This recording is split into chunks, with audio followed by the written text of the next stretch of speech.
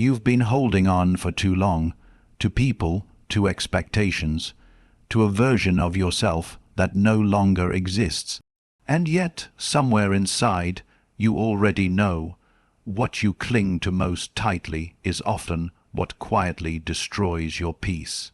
Because the more you try to control everything around you, the more you lose control of yourself. There's a kind of exhaustion that doesn't come from work or effort, but from resistance.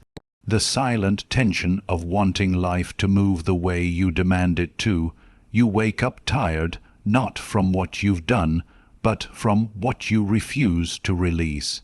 You tell yourself that holding on makes you strong, that persistence is virtue, that surrender means weakness. But that's not strength, it's fear dressed as control.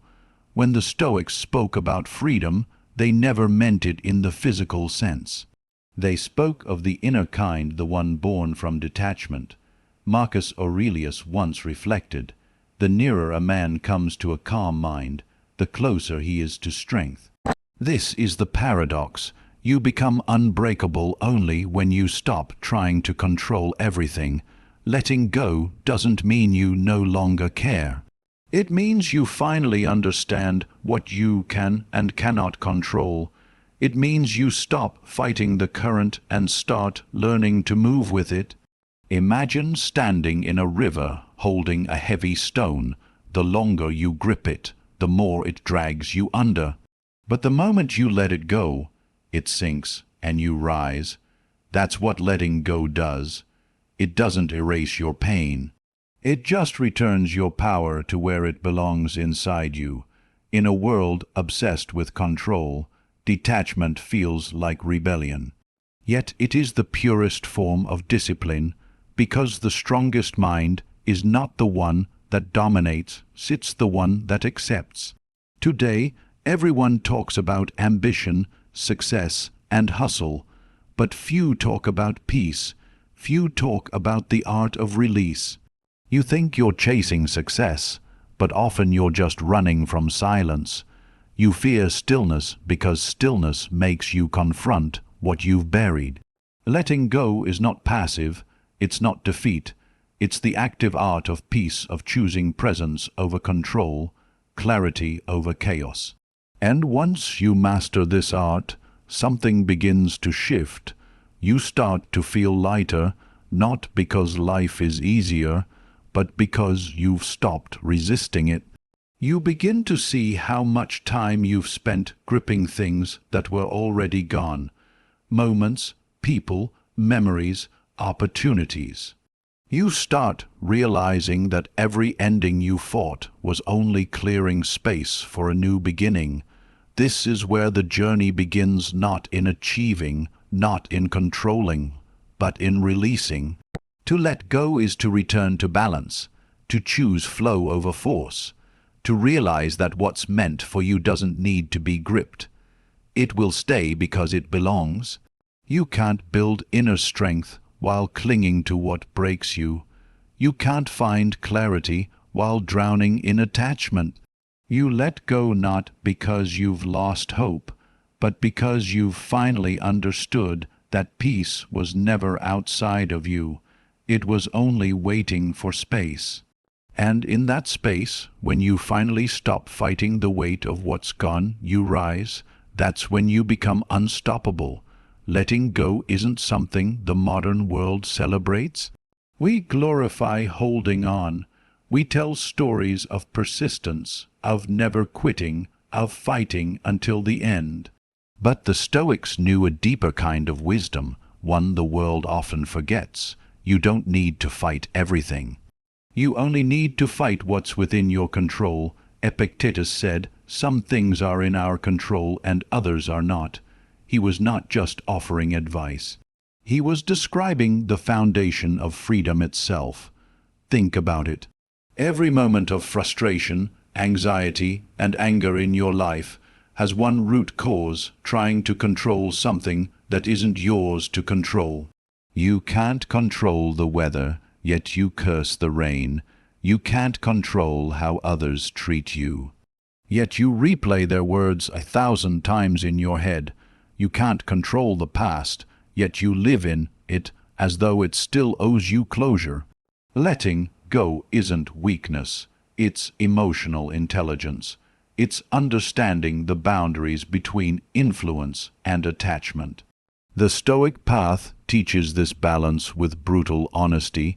You can act with excellence, you can prepare with care. But you cannot dictate the outcome, and once you accept that, you begin to see how much of your suffering was self-created. The world never hurt you as much as your expectations did. People didn't break you. The stories you told yourself about them did. You've been carrying invisible weights, the need to be right, the need to be understood, the need to be perfect. And every one of them tightens the chain around your peace. The Stoics called this attachment to externals, the illusion that your worth depends on things outside your mind. Money, approval, recognition, relationships, each one seems vital until you lose it, and realize you were still you all along. Seneca once wrote, "He who is brave is free." Freedom doesn't mean escape from responsibility. It means detachment from outcomes. It's the ability to remain centered even when life doesn't go your way. So the Stoic truth is simple, but not easy. To be free, you must stop gripping what was never yours. You must stop expecting the world to move by your design. When you cling, you suffer. When you release, you return to peace. But here's what modern minds get wrong. Letting go isn't about indifference. It's not about apathy or numbness. It's about presence. When you let go of your need to control, you begin to notice life as it truly is. You start living in real time, not in imagined futures or faded pasts. You stop rehearsing pain that hasn't happened yet. The Stoics practiced this through reflection every morning and every night. They asked themselves, what depends on me? What belongs to fate? This simple division became their shield. They could walk through storms with calm because they knew the difference between what they could command and what they must accept. When life tested them through loss, betrayal, illness, or exile, they didn't crumble, they breathed. They observed, they accepted, and then they acted calmly and deliberately in the small circle that was theirs to move. You can do the same. You don't need to let life drag you like a stormed ship. You can become the stillness at the center of it all. To let go is to reclaim that stillness. It's not an act of surrender. It's an act of power, because you're no longer ruled by what happens. You're guided by how you respond, and that is the essence of Stoic strength, not control over the world, but mastery of yourself. Once you begin to live this truth, life stops being a battlefield. It becomes a lesson. Every challenge becomes a chance to practice peace. Letting go isn't the end of caring. It's the beginning of wisdom. You know what makes letting go so hard? It's not the event itself, it's the silence that follows after. When something ends, when someone leaves, or when life doesn't go your way, there's an emptiness that appears. And in that silence, your mind starts to speak. It tells you stories, it replays the moments, it asks the questions that will never have answers. You start thinking, maybe if you'd tried harder, maybe if you'd said something different, maybe if life had been fairer. You begin to live in what-ifs, not in what is. This is where most people get trapped, not in reality, but in resistance. The Stoics called it the second arrow. The first arrow is what happens to you: loss, rejection, pain. The second arrow is what you do to yourself afterward, the endless overthinking, the inner punishment, the refusal to accept. And the second arrow always hurts more. You try to move on, but your mind keeps pulling you back. You want peace, but a part of you doesn't want to let go of the pain because the pain feels like proof that it mattered. It's strange, isn't it? We often cling to the very things that destroy us. We hold on to anger, to resentment, to disappointment, as if letting go means we lose the meaning behind it. But the truth is, letting go doesn't erase the meaning. It simply ends the suffering. You can still honor what was without being enslaved by it. Marcus Aurelius once wrote, "You have power over your mind, not outside events. Realize this, and you will find strength." But power over the mind doesn't come easily, because your emotions don't ask for permission. They rise, they shake, they demand. And if you're not careful, they lead. That's why Stoicism isn't coldness, it's discipline. It's not about ignoring emotion, but guiding it.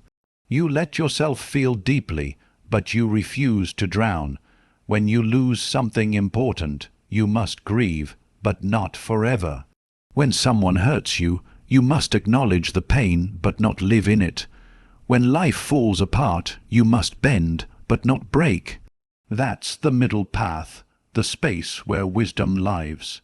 In today's world, people confuse letting go with weakness. They think moving on means you didn't care, but the truth is the opposite.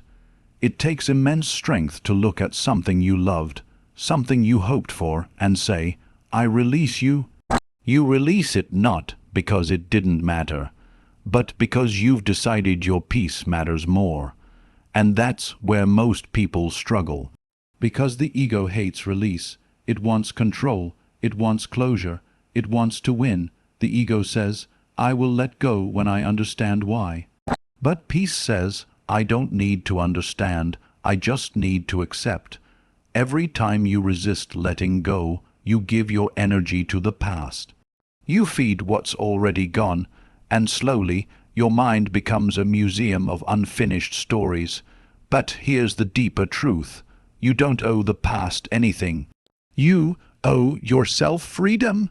When you start to see your attachments clearly, how much of your anxiety, anger, and fatigue come from refusing to accept, you begin to see that holding on is not loyalty, it's self-sabotage.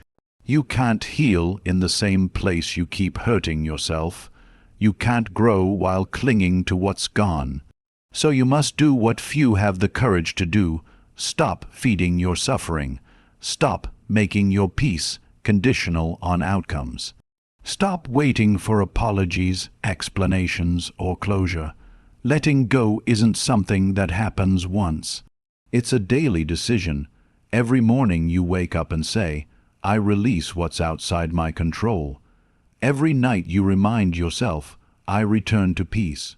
And slowly, without force, you notice that what once consumed your thoughts no longer has power. It fades not because it didn't matter, but because you finally stopped fighting what was already over. That's the battle every Stoic faces, not against others, but against the restless mind. The war within you is not about possession, it's about liberation.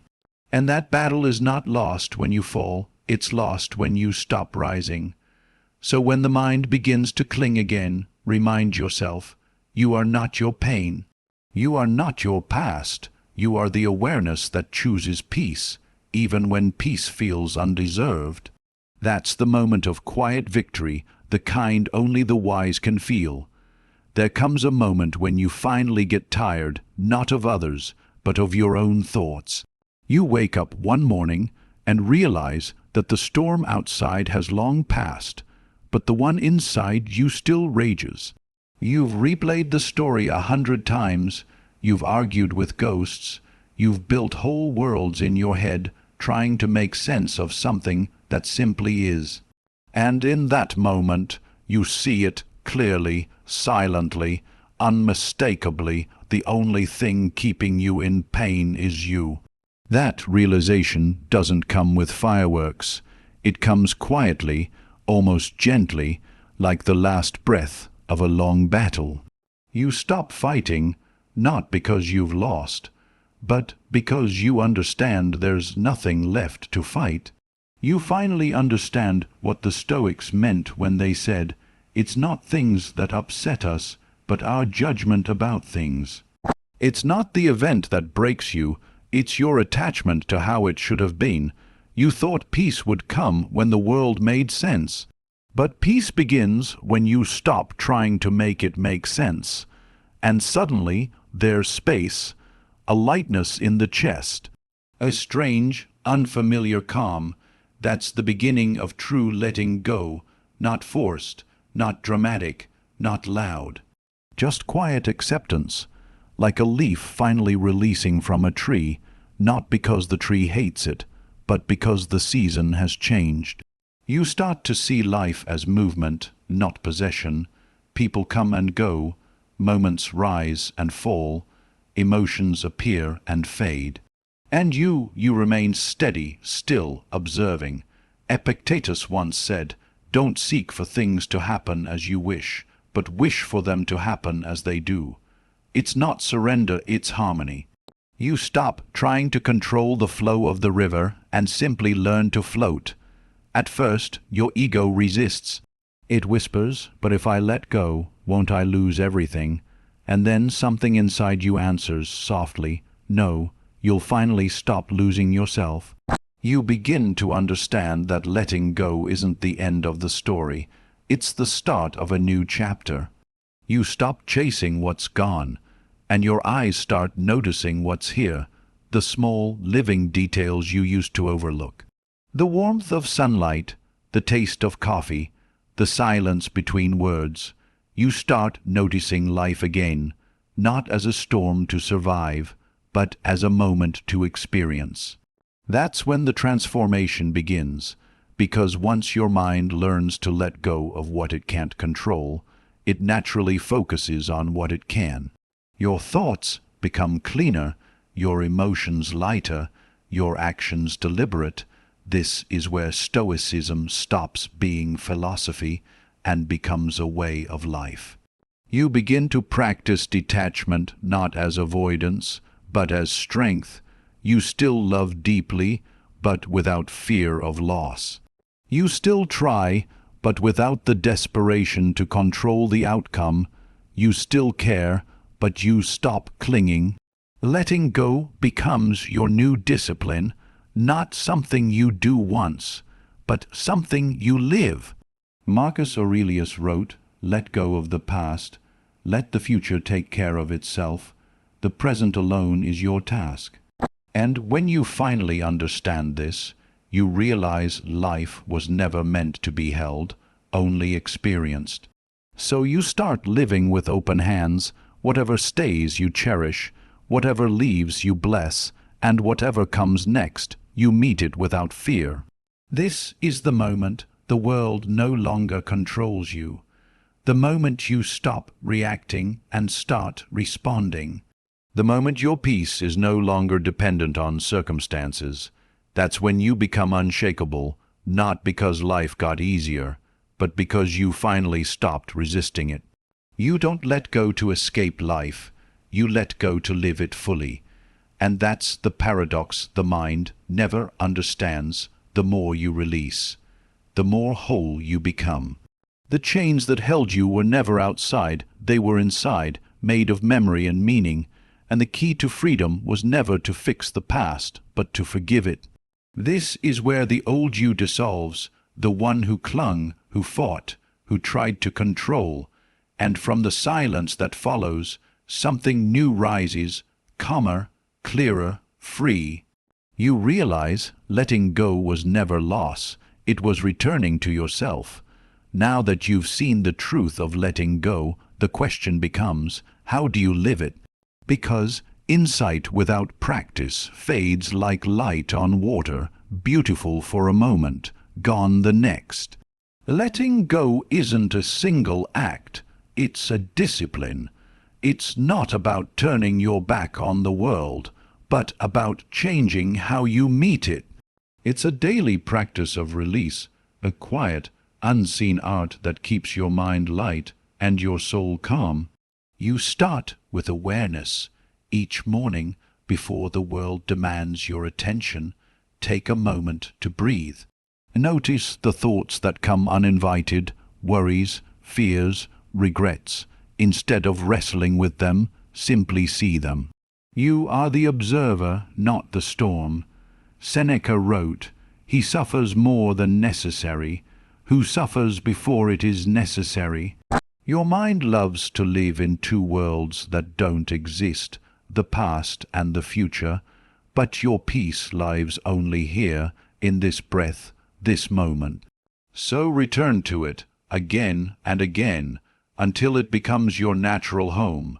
When someone offends you, pause. When something doesn't go your way, breathe. You'll feel the impulse to react, to defend, to explain, resist it. This is your training ground.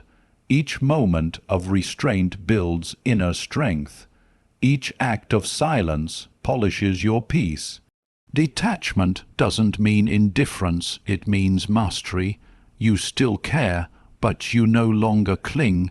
You still act, but you're no longer enslaved by the outcome. You understand that your job is effort, not control. Your duty is action, not perfection. When pain comes, you sit with it. When joy comes, you enjoy it. But you hold both lightly, knowing neither will last forever. This is the rhythm of life. Rise and fall. Come and go. Begin and end. You flow with it rather than fight it. At night, reflect. Ask yourself, what did I cling to today that wasn't mine to hold? What thought did I believe that wasn't true? What emotion did I feed that could have been released? Write it down if you must. Turn your reflection into ritual. Because awareness practiced daily becomes wisdom, and wisdom lived daily becomes peace. When anger visits, don't resist it, observe it. Notice how it changes your breath, your heart rate, your posture. The moment you watch it, you've already separated yourself from it. You are no longer anger. You are awareness watching anger, and that awareness is your freedom. You'll learn that peace isn't passive, it's active effort. It takes strength to stay calm when you're provoked. It takes courage to forgive when you've been hurt. It takes wisdom to walk away when your ego wants to fight. Each of these moments is spiritual weightlifting, invisible but transformative. Over time, you start to see that letting go isn't about losing, it's about returning to simplicity, to presence, to the part of you untouched by chaos. You become quieter, not because you have less to say, but because you no longer need to prove anything. You become slower, not because you've lost ambition, but because you've found direction. You become more peaceful, not because life got easier, but because you stopped arguing with what is. In practice, letting go means letting others be as they are, letting situations unfold without forcing them, letting your thoughts pass without attaching stories to them. You start trusting the process, even when you don't understand it. You stop chasing what's temporary and begin cultivating what's eternal, your inner stillness. And as the days pass, something changes in you quietly. You start smiling without reason. You start feeling gratitude for the smallest things. You stop needing closure because peace itself has become your closure. That's when you notice letting go is not emptiness. It's space, space for clarity, space for joy, space for life to flow freely through you. Marcus Aurelius once reflected, "If it is not right, do not do it. If it is not true, do not say it." Simplicity, discipline, truth, that's your new way of living, not running from life, but aligning with it. Every morning you start again, every evening you let go again. That's how you practice quietly, consistently, peacefully, and over time, what was once practice becomes nature. Letting go becomes the way you breathe, effortless, calm, natural. And your peace no longer depends on what happens outside of you. Because you've learned the truth. You can't control the wind, but you can learn to sail. There comes a quiet moment, not dramatic, not loud, when you finally understand what all of this was for. The struggle, the letting go, the countless times you had to sit with discomfort instead of escaping it. It all led you here to peace that doesn't depend on anything outside of you.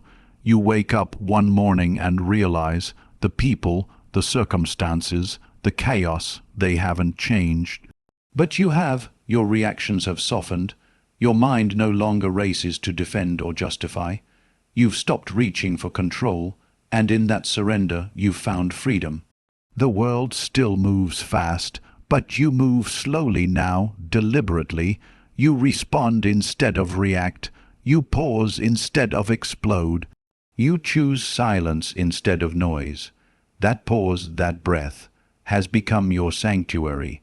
The same life that once overwhelmed you now feels manageable. The same storms that once shook you now pass through quietly, leaving you still. Because your peace no longer lives in outcomes, it lives in understanding. You've learned that letting go doesn't mean forgetting or giving up. It means choosing not to suffer twice, once through pain, and again through resistance. It means giving the world permission to be imperfect, while giving yourself permission to remain calm within it. In that calm, you discover something extraordinary. Life still flows, even without your control. The people who are meant to stay will stay. The ones who are meant to go will go. What's truly yours, your growth, your peace, your character, cannot be taken. Seneca once wrote, "No man is more unhappy than he who never faces adversity, for he is not permitted to prove himself." And now you understand. Each challenge was not punishment, it was proof. Proof of your strength, your patience, your evolution. Adversity was the teacher that silence introduced you to. You start to see beauty in simplicity again. A morning walk feels sacred. A single breath feels complete. You stop chasing what you thought you needed and start appreciating what's already here. The peace you sought in the world was inside you all along, buried under layers of fear, attachment, and expectation. Now, you protect that peace as your highest duty, not by building walls, but by setting boundaries. Not by escaping people, but by understanding them. Not by hiding from life, but by meeting it with stillness. You begin to live the way Marcus Aurelius lived, with clarity, humility, and grace. You see others as fellow travelers, not competitors. You see mistakes as teachers, not failures. You see time not as something to conquer, but as something to honor. Letting go has made you lighter, freer, more real. You carry no grudges, no expectations, no need to prove your worth. Your silence now speaks louder than your words ever could, and your calm presence begins to heal the spaces you enter without effort, without demand. You realize that the true Stoic life isn't about rejecting emotion. It's about mastering it, feeling deeply, but responding wisely, loving openly, but holding lightly, caring fully, but without attachment. There's no finish line in this path, just deeper understanding. Each day becomes a meditation, each challenge a lesson, each breath a chance to return to peace. And as this story closes, you feel it, the timeless truth that has guided every Stoic before you. That peace isn't something you chase. It's something you become, so you walk forward, quietly, carrying only what's essential, your awareness, your calm, your faith. And the world, in its own mysterious way, begins to flow with you. You have mastered the art of letting go, and in doing so, you have mastered the art of living. Peace was never lost. It was only buried beneath everything you refused to release. Now that you've let go, you can finally see how light you were meant to be. If this lesson spoke to you, take a moment to breathe, reflect, and subscribe for more Stoic Mode on.